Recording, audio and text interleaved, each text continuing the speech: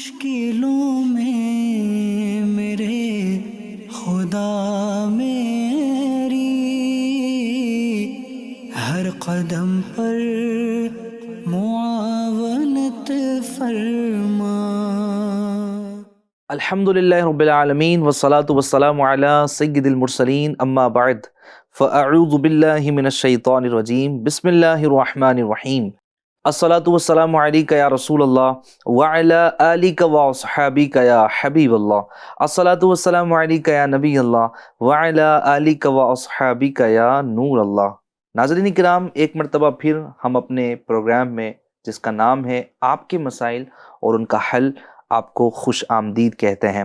اللہ پاک ہم سب کو دونوں جہانوں کی بھلائیاں نصیب فرمائیں۔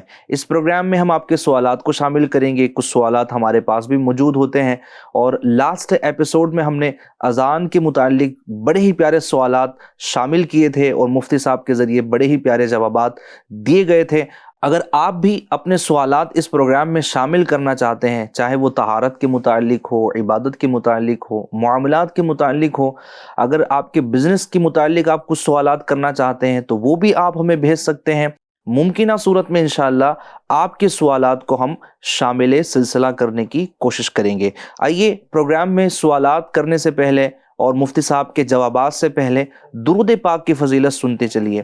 میرے آقا مکی مدنی مصطفیٰ صلی اللہ تعالی علیہ وآلہ وسلم ارشاد فرماتے ہیں، جس نے مجھ پر دن بھر میں 50 مرتبہ درود پاک پڑھا، قیامت کے دن میں اس سے مصافحہ کروں گا۔ سبحان اللہ۔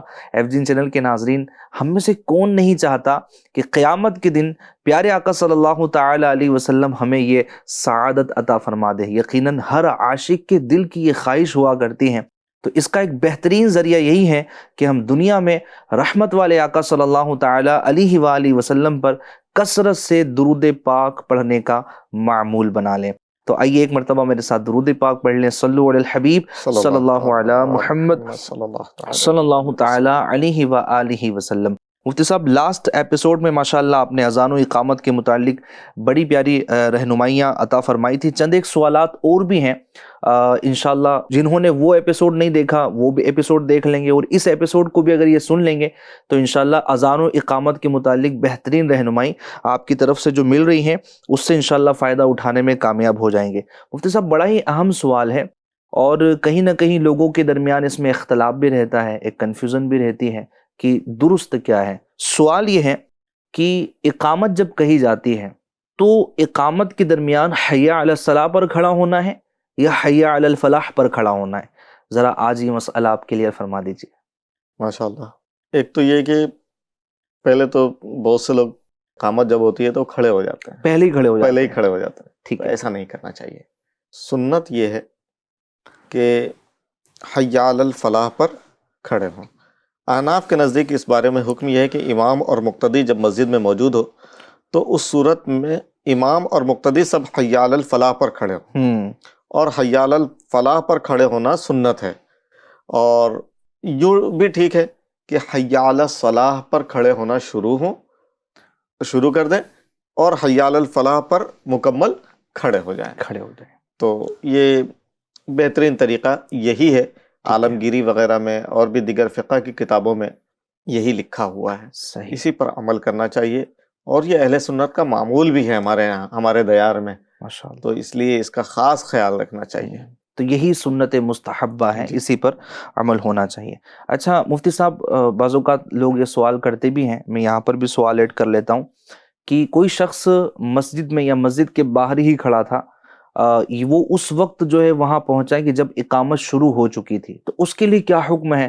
آیا وہ جہاں ہے وہیں بیٹھ جائے، یا پھر وہ جہاں صف میں جانا چاہتا ہے وہاں پر وہ چل کے چلا جائے، اور پوری اقامت میں وہ یا تو چل رہا ہے یا کھڑا ہوا ہے؟ کیا سچویشن ہو، کیا انداز ہو، کیا حکم ہے اس کے لیے؟ کوئی شخص اگر مسجد میں آیا اور اقامت چل رہی ہے تو جہاں ہے وہیں اس کو بیٹھ جانا چاہیے۔ ٹھیک ہے۔ جب اقامت کہنے والا حی علی الفلاح پر پہنچے تب وہ کھڑا ہو اور آگے کی صف میں وہ آگے بڑھے۔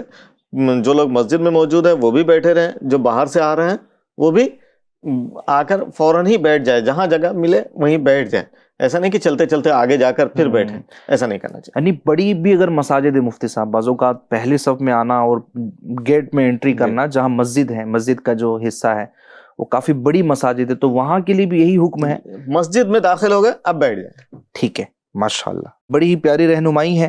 جو لوگ یہ غلطیاں کرتے ہیں، یا یوں کہہ لیں کہ اس کا علم نہیں رکھتے کہ اقامت کے وقت وہ چل رہے ہوتے ہیں اور پہلی صف میں اگر ان کو آنا ہے تو وہ چل ہی رہے ہوتے ہیں، تو مفتی صاحب نے رہنمائی فرمائی کہ ایسا نہیں، بلکہ مسجد میں جہاں جگہ ملے وہیں پر بیٹھ جایا کرے.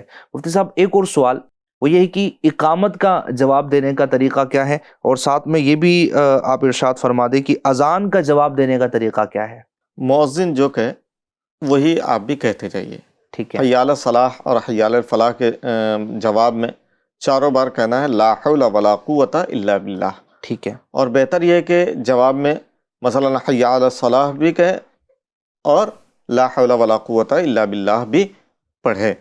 فجر کی اذان میں الصلاۃ خیر من النوم بھی پوری دنیا میں پڑھا جاتا ہے، تو اس کا جواب یاد کر لیجئے، صدقتا و بررتا و بالحق نطقتا.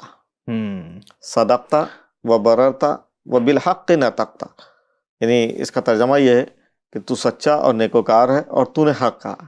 تو کتنے بہترین بات ہے یہ. سبحان اللہ. تو اذان کے جواب کا پچھلے ایپیسوڈ میں اس کے فضیلت بھی بیان ہوئی تھی. جی، تو اذان کا جواب بھی دینا چاہیے، اقامت کا بھی جواب دینا چاہیے، اس کے بڑے فائدے ہیں اور کئی لاکھ نیکیاں اس کے نام اعمال میں آتی ہیں. ماشاءاللہ. اذان کے جواب دینے کی فضیلت یہ ہے کہ اسلامی بہنیں اگر اذان کا جواب دیں تو اسے روزانہ 1,73,00,000 نیکیاں ملے گی، اور 1,73,000 درجات بلند ہوں گے، اور 1,73,000 گناہ معاف ہوں گے. اور یہی کام اسلامی بھائی کریں، جی، مرد حضرات اگر کریں تو ان کو دوگنا، یعنی 3,46,00,000 نیکیاں ملیں گی، 3,46,000 درجات بلند ہوں گے، اور 3,46,000 گناہ معاف ہوں گے. سبحان اللہ. تو ماشاءاللہ. ایک وہ ہمارے ہاں ایک مثل مشہور ہے، ہر لگے نہ پھٹکری رنگ آئے چوکھا. اب کتنا آسان سا ایک ثواب کمانے کا ذریعہ ہے. اذان ہو رہی ہے، خاموش ہو جائیں، اذان کے کلمات کو دہراتے رہیں اور لاکھوں لاکھ نیکیاں نامہ اعمال میں لکھواتے رہیں. اقامت ہو رہی ہے، خاموشی سے انہی الفاظ کو دہراتے جائیں اور ثواب کماتے جائیں. یہ بہترین ثواب کمانے کا ذریعہ ہے. نہ جانے کون سی نیکی ہماری کام آ جائے سبحان آخرت میں. تو اذان ہوتی رہتی ہے اور باتیں کرتے رہتے ہیں، مختلف کام کرتے رہتے ہیں. اگر توجہ کے ساتھ اذان سن لیں اور اذان کے کلمات کا جواب دے دیں تو یہ نیکیاں ہمارے نامہ اعمال میں آ جائے گی. اور مسلمان تو نیکیوں کا حریص ہوتا ہے، سبحان اللہ. مسلمان نیکیوں کا چاہنے والا ہوتا ہے. اس کو جہاں سے موقع ملتا ہے وہ نیکیاں حاصل کرنے کی کوشش کرتا ہے. صحیح. ہمیں بھی چاہیے کہ اذان جب ہو اور اقامت جب ہو رہی ہو تو اس کا اچھے انداز میں جواب دینے کی کوشش کریں، انشاءاللہ بہت ثواب ملے گا. ماشاءاللہ. اچھا مفتی صاحب ایک اور سوال، وہ یہ کہ اذان کے درمیان جب حضور نبی کریم صلی اللہ علیہ وسلم کا نامی اس میں گرامی آتا ہے، اور ویسے بھی ہمارے یہاں پر الحمدللہ اہل محبت کا مسلک ہے، مسلک اعلیٰ حضرت اہل سنت، تو جب بھی نبی کریم صلی اللہ علیہ وسلم کا نام اس میں گرامی لیا جاتا ہے تو ہم انگوٹھوں کو چومتے ہیں محبت کے ساتھ. تو اذان میں بھی اور یوں بھی انگوٹھے چومنے کا کیا حکم ہے؟ جب اذان میں اشہد ان محمد رسول اللہ کہا جائے، اسی طرح اقامت میں جب کہا جائے جی، تو انگوٹھوں کو اپنے آنکھوں سے لگانا، انگوٹھوں کو چومنا، یہ جائز، مستحسن اور موجب اجر و ثواب ہے. ماشاءاللہ. سرکار دو عالم نور مجسم صلی اللہ تعالی علیہ وسلم کی محبت کی علامت ہے. سبحان اللہ. ایک عاشق رسول کو اس کے محبوب صلی اللہ تعالی علیہ وسلم کے نامی اس میں گرامی کو سن کر جو لطف اور مزہ آتا ہے وہ انگوٹھ محبت کے ساتھ چوم لیتا ہے. وہ اعلیٰ حضرت امام اہل سنت کا شعر ہے، لب پہ آ جاتا ہے جب نام جناب، سبحان اللہ. منہ میں گھل جاتا ہے شہد نایاب، سبحان اللہ. وجد میں ہو کہ ہم اے جا بیتاب، اپنے لب چوم لیا کرتے ہیں. سبحان اللہ. تو یہ تو محبت بھرا جواب ہو گیا مفتی صاحب، لیکن چونکہ دلیلوں کا زمانہ ہے، کچھ لوگ دلیلوں سے مطمئن ہوتے ہیں، تو الحمدللہ اہل سنت و جماعت کا ہر موقف دیکھیں تو یہ دلائل سے بھرا پڑا ہے. تو یہاں پر کیا دلیل ہے؟ ہمارا الحمدللہ اہل سنت و جماعت کا کوئی عمل دلیل سے خالی نہیں ہے۔ ہوں ہو سکتا ہے یحییٰ رضا دلیل نہ دے سکے، ہوں لیکن ایسا نہیں کہ دلیل نہیں جی ہے نا۔ اہل سنت و جماعت کے پاس ہر چیز کی دلیل موجود ہے۔ علامہ ابن عابدین شامی رحمۃ اللہ تعالی علیہ فرماتے ہیں مستحب یہ ہے کہ جب پہلی شہادت سنے تو کہے صلی اللہ علیہ یا رسول اللہ، اور جب دوسری سنے تو دونوں انگوٹھے اپنی دونوں آنکھوں پر لگانے کے بعد کہے قرۃ عینی بکا یا رسول اللہ، پھر یہ کہے اللہم متعنی بالسمع والبصر، تو حضور صلی اللہ تعالی وسلم جنت کی طرف اس کے قائد ہوں گے۔ سبحان اللہ۔ اور کنز العباد اور الفتاوی الصوفیہ میں ہے اور کتاب الفردوس میں ہے کہ جس نے اذان میں اشہد ان محمد رسول اللہ سننے کے بعد اپنے دونوں انگوٹھوں کو بوسہ دیا تو جنت کی صفوں میں اس کا قائد اور داخل کرنے والا ہوگا۔ سبحان اللہ تو سبحان اللہ۔ الحمدللہ یہ فقہ کی کتاب علامہ ابن عابدین شامی رحمۃ اللہ علیہ نے شامی کے اندر یہ عبارت تحریر فرمائی ہے، جس کو میں نے آپ کو اردو میں سنایا ہے، ماشاء اللہ۔ اور جو بھی اپنے آپ کو حنفی کہلاتے ہیں اس کتاب سے استفادہ کرتے ہیں، چاہے وہ انگوٹھا چومتے ہوں یا نہ چومتے ہوں۔ صحیح صحیح۔ مفتی صاحب ماشاءاللہ بڑا پیارا آپ نے جواب ارشاد فرمایا۔ یہ بھی تو مفتی صاحب اگر آپ ارشاد فرما دیں نا کہ جو لوگ یہ بات کرتے ہیں کہ بھائی انگوٹھے چومنے کا جواز کہاں ہے، تو یہ ماشاءاللہ آپ نے یہاں دلائل تو بیان کر دیے، لیکن یہ بھی تو اصول ہے کہ ناجائز ہونے کی دلیل کون سی ہے؟ دیکھیے اصل الاشیاء اباحۃ، کوئی بھی چیز مباح ہے، جائز ہے۔ مثال کے طور پر ایک گلاس میں یہاں پانی رکھا ہوا ہے، اس کا پینا جائز ہے، اس کا استعمال جائز ہے، جو بھی جائز آپ استعمال کرنا چاہتے ہیں، اس کو وضو کرنا چاہتے ہیں اس سے، یا بالٹی میں پانی رکھا ہوا ہے آپ اس سے غسل کرنا چاہتے ہیں، استعمال جائز ہے۔ اصل الاشیاء اباحۃ، شے میں اصل یہ ہے کہ جائز ہے۔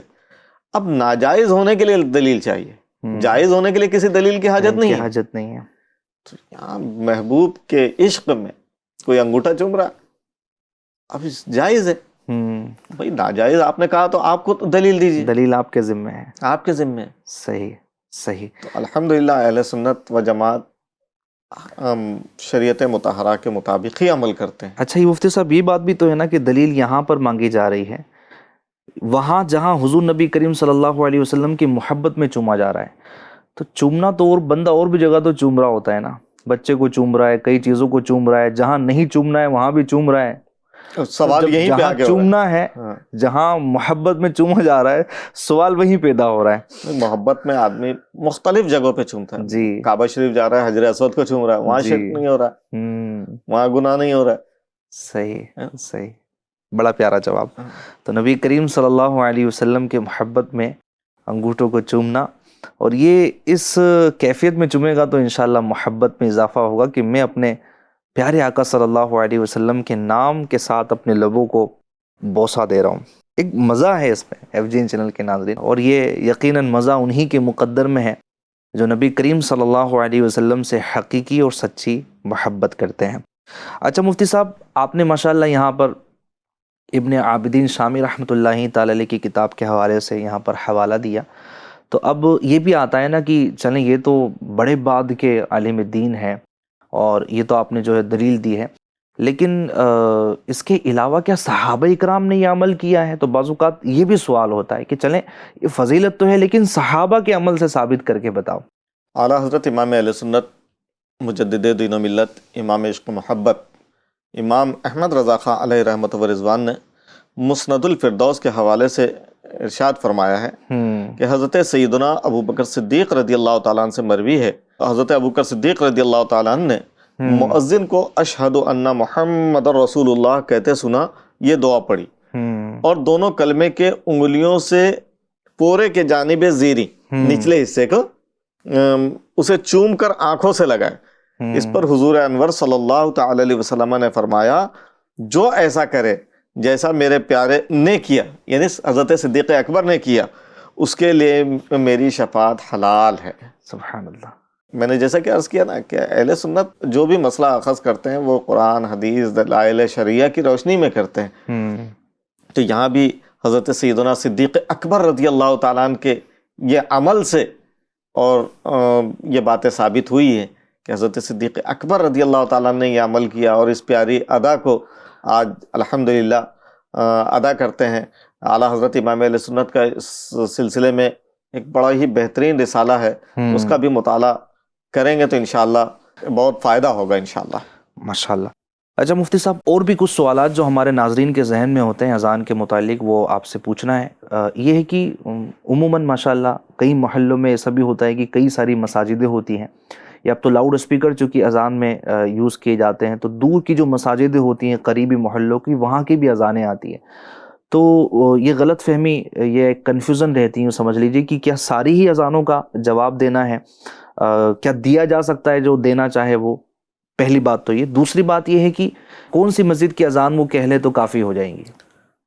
دیکھیے، اذان میں اگر آپ نے ممکن ہے تو ساری اذانوں کا جواب دے دیں، ثواب بھی ملے گا، ٹھیک ہے، کیونکہ یہ کوئی ایسا کام تو نہیں ہے کہ جو کوئی غلط کام ہو رہا ہو۔ جی۔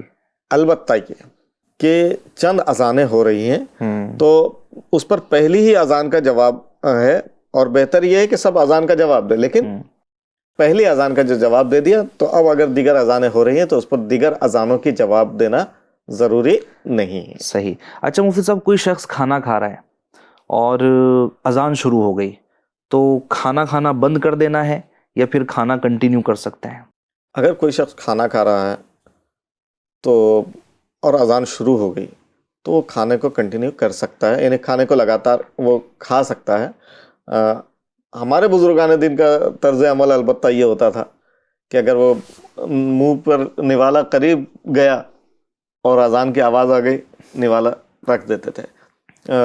لوہار نے اگر وہ ہتھوڑی اٹھائی ہوئی تھی اور اذان کی آواز ہو گئی، ابھی نیچے نہیں ڈالتے تھے اور چھوڑ کے، یہ ان کا ایک اپنا طرز عمل تھا۔ شریعت کے اعتبار سے اگر اذان ہو رہی ہے کھانا کھا سکتے ہیں۔ ماشاءاللہ۔ اچھا، یہ تو ضروریات زندگی کے معمولات ہیں نا مفتی صاحب، اگر کوئی بندہ قرآن کریم کی تلاوت کر رہا ہے اور اذان شروع ہو گئی ہے تو ہے دونوں نیکی، تو کیا اب اذان کی وجہ سے قرآن کریم کی تلاوت کو بھی موقوف کیا جائے گا؟ بہتر یہی ہے کہ جب قرآن مجید کی تلاوت میں اذان کی آواز آئے تو تلاوت کو روک دے اور اذان کو غور سے سن کر، توجہ کے ساتھ سن کر اذان کی آواز کا جواب دے، سبحان اللہ، خاموش ہو جائے، مطلب وہ قرآن کی تلاوت اس وقت نہ کرے۔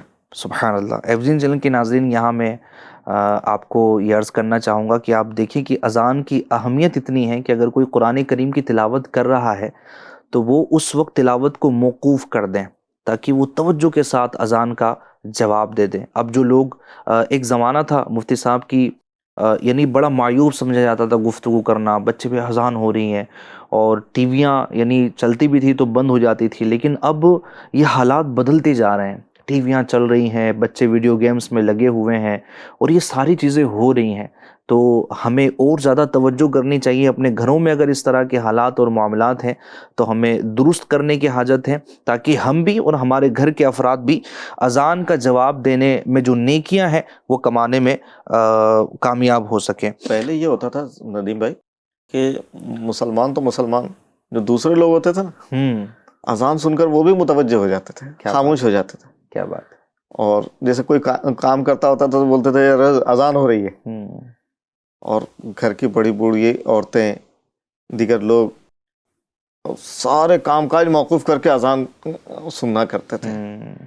لیکن واقعی جو آپ نے کہا کہ اس وقت حالات بدلتے جا رہے ہیں، ہم اذان کا احترام نہیں کریں گے تو کون کرے گا؟ صحیح۔ اور کہیں نہ کہیں مفتی صاحب، جب مسلمانوں میں یہ جوش اور جذبہ تھا تو غیر بھی ان کو دیکھ کر اس کا احترام کرتے تھے۔ ہمارے اندر سے احترام اور جذبہ وہ کم ہونے لگا تو کہیں نہ کہیں غیر بھی پھر بے برکتیاں بھی ہو رہی ہے، گھروں میں بے برکتیاں ہیں، نہ جانے کیا کیا معاملات ہو رہے ہیں۔ بہرحال اذان کا احترام یہ ہمیں کرنا چاہیے، ہر مسلمان کو اذان کا احترام کرنا چاہیے۔ اچھا، یہ قرآن کریم کی تلاوت کے متعلق میں نے سوال کیا، جو ہمارے گھروں میں محفل ہوتی ہیں، اسلامی بہنیں کرتی ہیں یا اسلامی بھائی کرتے ہیں، درود پاک کی محفل ہیں، تو اس کو بھی موقوف کرنا ہے؟ ساری چیزوں کو موقوف کر دیں، اذان ہوئی اب ساری چیزیں موقوف ہو جائیں، ٹھیک ہے، اور اذان کا جواب دیں۔ اوکے، ماشاءاللہ۔ اچھا مفتی صاحب، ایک اور سچویشن کہ کوئی بائک چلا رہا ہے یا کار چلا رہا ہے یا پھر ایسے ہی پیدل چل رہا ہے اور وہ جامع مسجد ہی کی طرف رہا ہے، کہیں اور بھی جا رہا ہے، تو راستہ چلتے اگر اذان کی آواز آئی تو کیا کرنا ہے؟ یعنی آگے سفر کنٹینیو کرنا ہے یا رک کر اذان کا اس جواب کے لیے دینا ہے؟ بہتر یہی ہے کہ راستہ چلتے ہوئے چل رہا تھا تو اذان کی آواز آئی تو رک جائے، تھوڑی دیر ٹھہر جائے، اذان کا جواب دے لے، اذان مکمل ہو جائے، پھر اس کے بعد چلے، یہی زیادہ بہتر ہے اس کے لیے۔ ٹھیک ہے۔ اچھا، کبھی کبھی ایسا بھی ہوتا ہے مفتی صاحب کی اذان کے درمیان میں بندہ واش روم میں رہتا ہے، یا پھر جہاں سے جواب نہیں دیا جا سکتا، جہاں کلمات نہیں دہرائے جا سکتے ہیں، اس حالت میں وہ ہوتا ہے، تو کیا وہ اذان کے بعد بھی، یعنی اذان ختم ہو جانے کے بعد بھی ایسی کوئی گنجائش ہے کہ کچھ دیر کے وقفے کے بعد بندہ جواب دے سکتا ہے؟ اگر چاہے تو دے سکتا ہے، شرعاً کوئی ممانعت نہیں ہے اس کے لیے۔ ٹھیک ہے۔ اچھا مفتی صاحب، یہ بھی ایک سوال ہے کہ اذان اور اقامت میں فرق کیا ہے؟ یعنی اس میں کیا امتیاز ہے؟ اذان، اقامت، یہ سیم ہے یا کچھ انداز میں بھی فرق ہے؟ اذان جو ہے وہ باہر والوں کو اندر لانے کے لیے، ٹھیک ہے، اور اقامت اندر والوں کو جماعت کے اعلان کے لیے۔ ماشاء اللہ۔ یعنی پہلے اذان جو دی جا رہی ہے تو جو باہر ہیں وہ سن لے کہ اب نماز کا وقت ہو گیا ہے، ان کو اعلان کیا جا رہا ہے، اور جو اقامت کر رہی ہے وہ مسجد کے اندر جو موجود ہے ان کو اعلان کیا جا رہا ہے کہ اب جماعت کھڑی ہونے والی ہے۔ سبحان اللہ۔ لہٰذا اس کے دونوں طریقوں میں بھی فرق ہے، اس کو باضابطہ ٹھہر ٹھہر کر اذان دی جاتی ہے، جبکہ اقامت جو ہے وہ اس کے بنسبت تھوڑا جلدی جلدی کہی جاتی ہے۔ تو یہ دونوں میں کچھ نہ کچھ فرق ہوتا ہے، صحیح، ادا کرنے میں اس کے فرق ہوتا ہے کچھ نہ کچھ۔ صحیح۔ اچھا مفتی صاحب، اب تک تو ماشاءاللہ آپ نے اذان دینے کے فضائل، یا جہاں اذان دی جا رہی ہے وہاں پر کیا کیا برکتوں کا ظہور ہوتا وہ بیان فرمایا، لیکن کچھ اور سوالات جو اس کے اپوزٹ ہے وہ بھی میں کرنا چاہوں گا، تاکہ جو ہماری بے توجہیاں ہیں یا جہاں غفلت ہم برت رہے ہوتے ہیں اس سے ہم کہیں نہ کہیں محفوظ ہو جائیں۔ مفتی صاحب، اگر کوئی اذان کا مذاق اڑاتا ہے، جیسے معاذ اللہ رب العالمین اذان کو گانا کہتا ہے، یا پھر اس طرح کے توہینی کلمات اگر اپنے زبان سے ادا کرتا ہے کہ یہ کیا ہو رہا ہے، کیا یہ شور ہے، اگر اس طرح کی توہین آمیز اگر وہ الفاظ اپنی زبان سے ادا کرتا ہے، تو ایک مسلمان اگر یہ کلمات ادا کرے تو اس کے لیے کیا حکم ہے؟ معاذ اللہ رب العالمین، اذان کی توہین یہ کفر ہے، اللہ اکبر۔ اذان سے بھاگنا یہ شیطانی عمل ہے۔ حدیث پاک میں ہے کہ جب نماز کے لیے اذان دی جاتی ہے تو شیطان پیٹ پھیر کر بھاگتا ہے، اور اس کا حال یہ ہوتا ہے کہ جب تک اذان ہوتی ہے وہ گوز مارتا ہے، یعنی ہوا خارج کرتا رہتا ہے صحیح۔ تاکہ اذان کی آواز نہ سن سکے، اور جو اذان کے وقت باتوں میں مشغول رہے تو معاذ اللہ اس کا خاتمہ برا ہونے کا خوف ہے۔ اللہ اکبر۔ امیر اہل سنت نے اذان کے متعلق تفصیلی معلومات حاصل کرنے کے لیے ایک رسالہ تحریر فرمایا جس کا نام ہے فیضان اذان۔ اس کا مطالعہ کریں گے تو انشاءاللہ بہت کچھ سیکھنے کو ملے گا انشاءاللہ۔ ماشاءاللہ۔ تو جہاں اذان کی توہین کا مفتی صاحب نے حکم ارشاد فرمایا، وہیں پر یہ بھی ارشاد فرمایا کہ جو اذان کے درمیان باتوں میں مشغول رہتا ہے، خوف ہے کہ اس کا ایمان پر خاتمہ نہ ہو، اور ہم مسلمانوں کے لیے ایمان سب سے قیمتی سرمایہ ہے ایف جی چینل کے ناظرین، اور اگر یہ ایمان یوں ہی ضائع ہو جائے یا صرف اسی وجہ سے ضائع ہو جائے کہ ہم اذان کے درمیان اپنی باتوں میں مشغول ہیں، تو پھر یہ تو بڑا ہی عجیب معاملہ ہے، بڑا سخت معاملہ ہے۔ اللہ پاک ہماری حفاظت فرمائے اور ہمیں نیکیاں کمانے کی توفیق عطا فرمائے۔ تو اذان و اقامت کے متعلق بڑی ہی پیاری معلومات ماشاءاللہ مفتی صاحب نے آج شیئر فرمائی، آپ کے سامنے بیان فرمائی۔ پروگرام آپ کے مسائل اور ان کا حل آپ دیکھتے رہا کریں انشاءاللہ الکریم۔ جہاں معلومات آپ کو ملیں گی وہیں پر کئی غلط فہمیاں بھی انشاءاللہ دور ہوں گی، کئی جو اس طرح کی چیزیں ہیں جو ہمارے ذہن میں گردش کر رہی ہوتی لیکن ان کا حقیقت سے کوئی تعلق نہیں ہوتا، انشاءاللہ وہ غلط فہمیاں، وہ غلطیوں کا بھی ازالہ ہوگا، اور بڑی ہی انٹرسٹنگ معلومات آپ تک پہنچتی رہے گی۔ اگر آپ بھی چاہتے ہیں کہ اس پروگرام میں شامل ہو سکیں تو اسکرین پر آپ جو واٹس ایپ نمبر دیکھ رہے ہیں اس پر آپ ہمیں ضرور میسج کیجئے۔ جی ہاں، آپ وائس کی صورت میں بھی اپنے سوالات ہمیں بھیجا سکتے ہیں۔ ممکنہ صورت میں انشاءاللہ الکریم آپ کے سوالات کو ہم سلسلے میں شامل کرنے کی کوشش کریں گے۔ ایف جی چینل کے ناظرین، نیکسٹ ایپیسوڈ میں انشاءاللہ پھر ہم آپ کے سوالات اور مفتی صاحب کے جوابات لیے پروگرام میں ضرور آئیں گے۔ جب تک اپنا بہت خیال رکھیے گا، ایف جی چینل دیکھتے اور دکھاتے رہیے گا۔ صلو علی الحبیب صلی اللہ علی محمد صلی اللہ تعالی علیہ وآلہ وسلم۔ مشکلوں میں میرے خدا میری ہر قدم پر